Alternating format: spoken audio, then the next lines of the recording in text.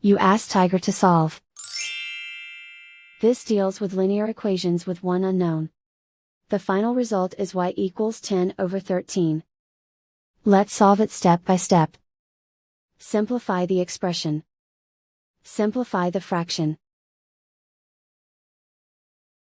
Isolate the y. Multiply both sides by inverse fraction 10/13.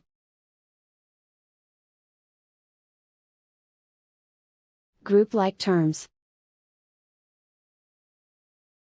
Multiply the coefficients. Simplify the fraction. Remove the ones. And so the final result is y equals 10/13.